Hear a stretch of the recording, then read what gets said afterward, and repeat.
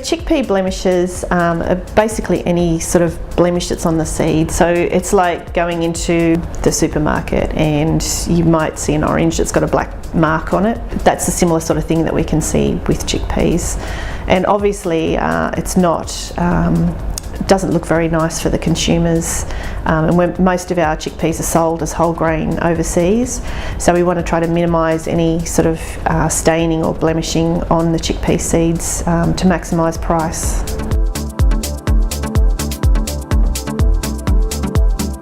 One of them is obviously caused by Ascochyta blight, which is a fungal disease.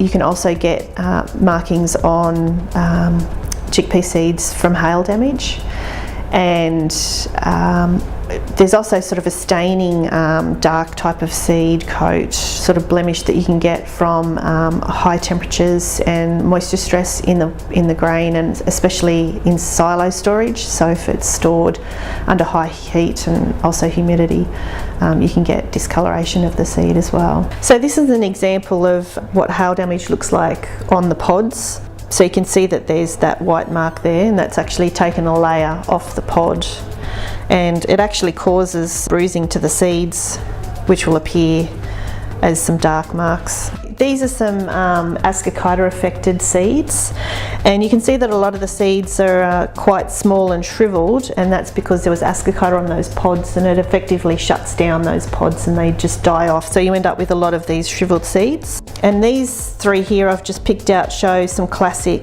Ascochyta marks on the seeds.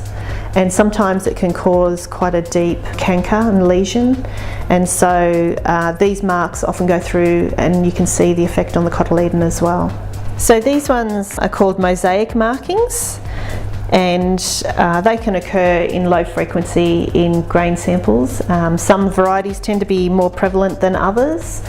These ones here are a characteristic marking commonly known as tiger striping, and it's where you get, it always seems to occur on this end of the chickpea seed, and you get two stripes. And what we've found is that as the severity gets worse, we tend to get these blotches that start to occur as well. So we've got the striping and the blotching. So one of the characteristics of these type of markings is that it only affects the seed coat. So if we actually remove the seed coat from the cotyledon, you can see that the cotyledon is not damaged at all, and the mark does not go through. It's purely contained all in the seed coat. At this stage, they're not causing a problem, but we want to try to understand exactly why they're happening and whether there's any particular parents in the breeding program that are throwing these types of markings that we can try to eliminate them. So you need to understand, if you do have some markings in your seed, you need to understand what's causing the markings so that you know how to manage the seed properly.